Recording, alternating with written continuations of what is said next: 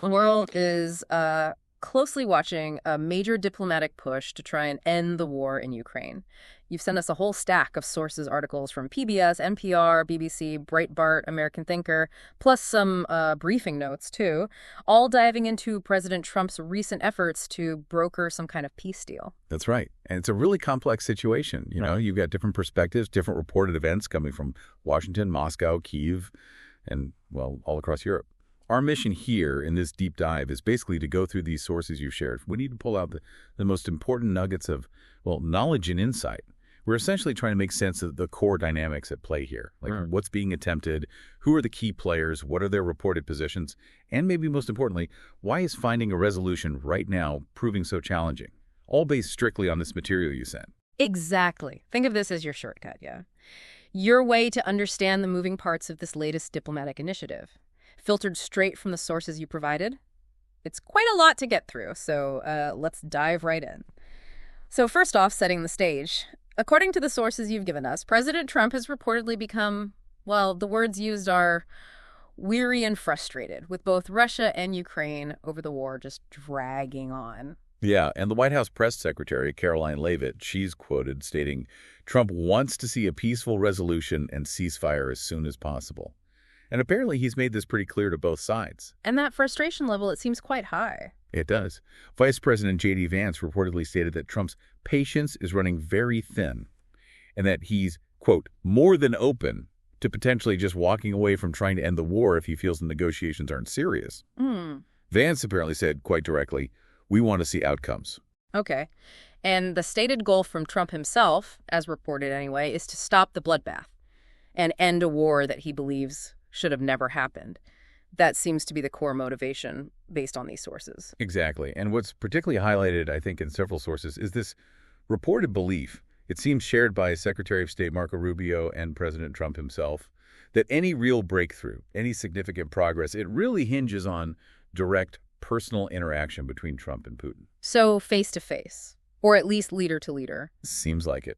Trump is quoted suggesting that nothing's going to happen until Putin and I get together, apparently banking on his force of personality and personal history with the Russian leader to actually move things forward. Right. Okay, so with that as the backdrop, the sources point to a key moment, May 19th, 2025. That's when President Trump held these, well, pretty significant calls with both President Putin and President Zelenskyy, plus European leaders separately. And the call with Putin, that's described in the sources, is particularly lengthy. It lasted over 2 hours. 2 hours, wow. Yeah. Trump's reported description of that conversation was just excellent. And following that call, Trump reportedly made quite a notable announcement that Russia and Ukraine would begin ceasefire negotiations immediately. Okay, immediately. But what about Putin's take? Well, his description was also reported. He called the conversation very informative and very frank. He stated Russia is, quote, ready to continue discussing an end to the fighting, and also find compromises that would suit all parties. He even mentioned proposing some kind of memorandum. A memorandum? Yeah, outlining a framework for a possible future peace treaty. According to the reports, Russia's main stated goal here is to eliminate the root cause of this crisis, which is, important phrasing. But did Putin agree talks would start immediately? Well, that's the interesting part. Despite the sort of positive tone around the calls, the sources also note that Putin himself indicated there wasn't actually a major breakthrough in that specific May 19th conversation. So a bit of a disconnect there. Between Trump's announcement and Putin's characterization. Seems that way, based on how it's reported here. The immediately part seems presented differently by the Russian side. That discrepancy is fascinating. Okay, let's look at some of the specifics. The negotiation points mentioned across the different articles and notes you gave us, they suggest discussions involve dividing up certain assets, including phrases like land and power plants. Right. And one source clarifies that the power plants reference is, well, almost certainly about the Zaporizhzhia nuclear power plant. Which has been a huge flashpoint. Exactly. A major strategic issue throughout the conflict. So we're not talking abstract assets here. We're talking specific, highly contested infrastructure and, of course, territory. And the sources also detail a U.S. proposal, reportedly on the table. It involves freezing territorial lines at some level close to where they are today. Which sounds simple, but the implication, according to these reports, is that it would require both Ukraine and Russia to effectively give up some of the territory they currently own. or at least claim to own. And Crucially, the sources seem to consistently mention a U.S. expectation, specifically that Ukraine would need to make major concessions to Russia as part of this framework. Major concessions. Okay. Yeah. That point seems central. Yes, and understandably controversial, as it's reported. All right, let's switch gears to the Russian side.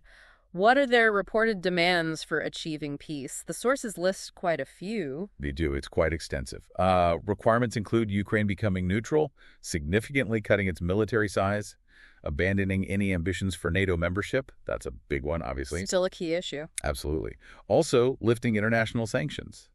And significantly, requiring the Ukrainian military to withdraw from the 4 regions Russia claims to have annexed. Wow, that's a huge set of demands. It is. And Moscow reportedly also briefed that if the U.S. recognized Crimea annexed back in 2014 as Russian territory, that would be seen as a, quote, good faith measure on the path to a deal. So these demands, they really spell out what Russia means by compromises based on these sources. Pretty clearly, yes. Now, let's look at Ukraine's position. How are they reacting to all this, according to the reports? President Zelenskyy has definitely been engaged, right? With Trump's team, with European leaders. Yes, he has, stressing that Ukraine is involved in real diplomacy. And Ukraine did send that delegation to talks in Istanbul. That was back on May 16th. The sources report this was a direct response to a call for a ceasefire, one urged by Ukraine itself and backed by Western allies. Okay, so they went to the table. But there was friction there, too. Seems so.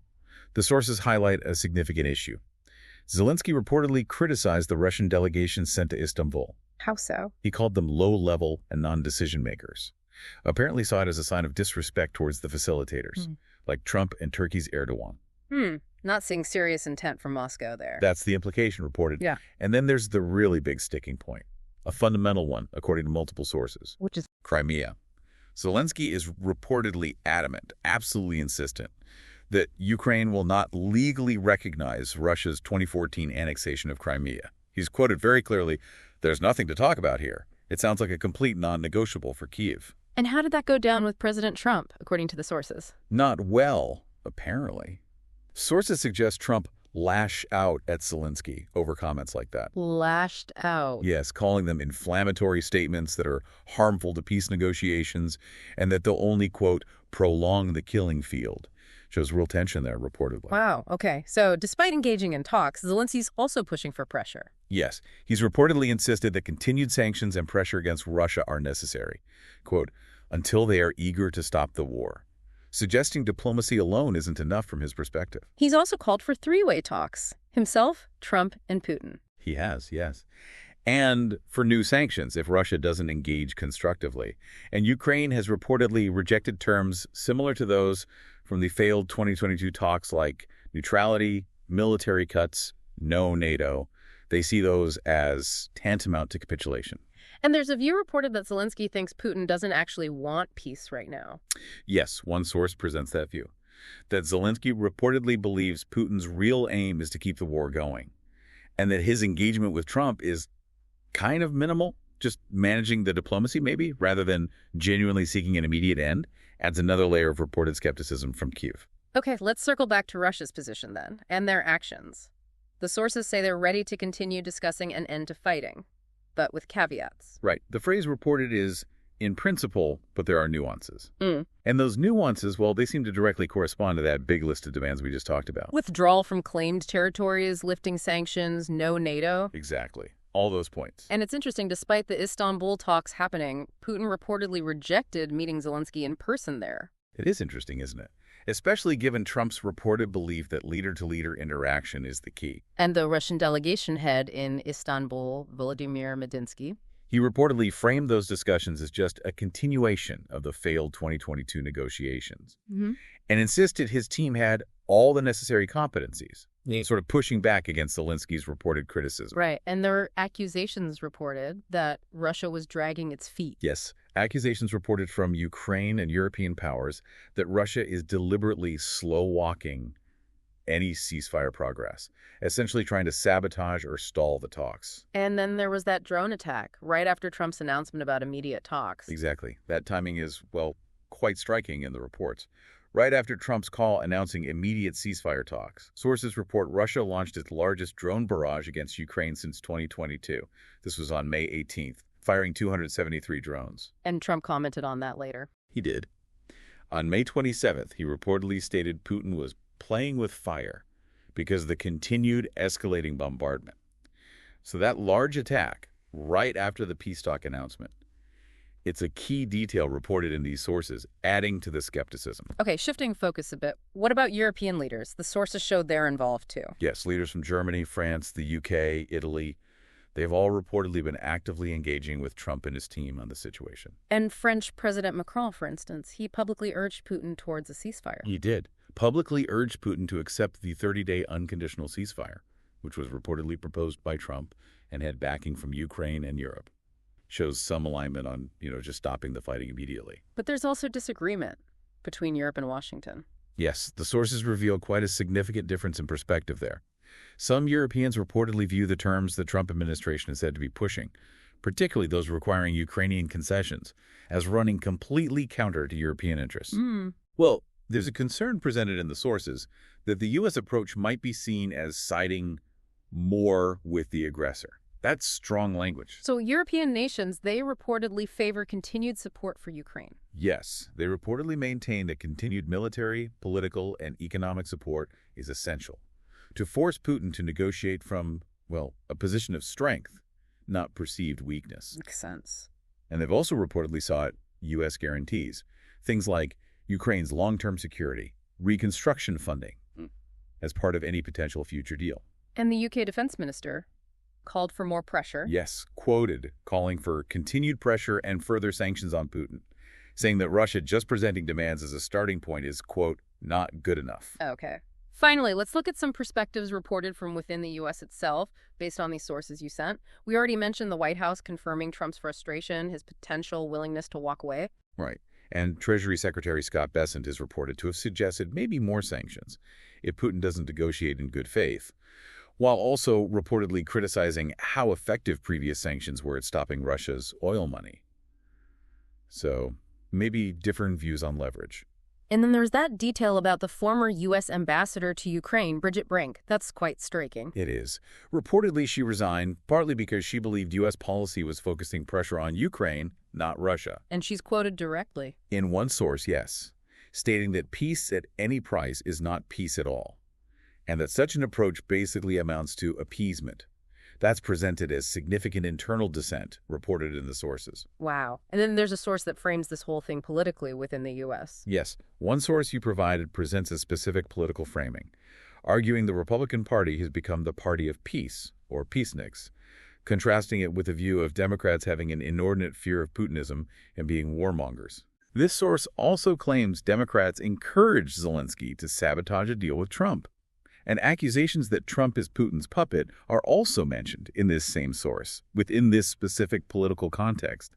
It's important, like these sources do, to present these as particular viewpoints. They reflect different political interpretations of events. Right. It just highlights how complex this all is. Even domestic politics, reportedly, being framed in starkly opposing ways around this peace effort based on what we're seeing here. Definitely. And just looking at other notable developments reported, amidst the failure of that broader ceasefire attempt in Istanbul on May 16th, the sources did highlight one concrete outcome. A commitment was made there to exchange 1,000 prisoners of war from each side. So something positive, at least on a humanitarian level? It stressed that, yeah, while the big political breakthroughs are proving really difficult, limited agreements on humanitarian issues might still be possible sometime. And there were lower-level talks, too. In London. Yes.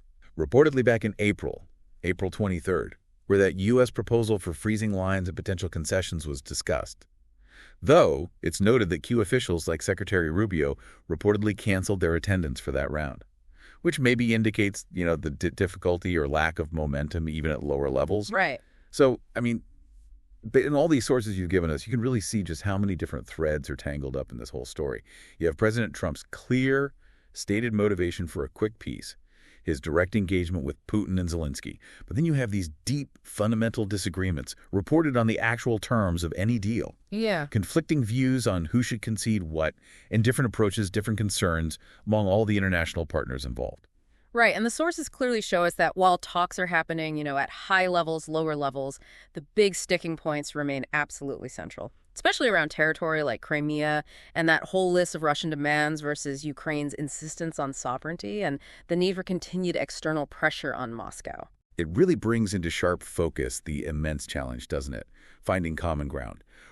When the fundamental goals, the non-negotiables of the key parties, as reported in these sources anyway, they just appear to be so incredibly far apart. Absolutely. Looking at all this information, it really leaves you wondering, given these starkly different positions reported on core issues, territory, sovereignty, security alignment, and the contrasting international pressures the domestic political framings presented, what pathway is actually left for a resolution that isn't seen by one side or another as either, total capitulation or just unacceptable appeasement? It's a massive diplomatic puzzle, and according to these sources, it's one that continues to unfold.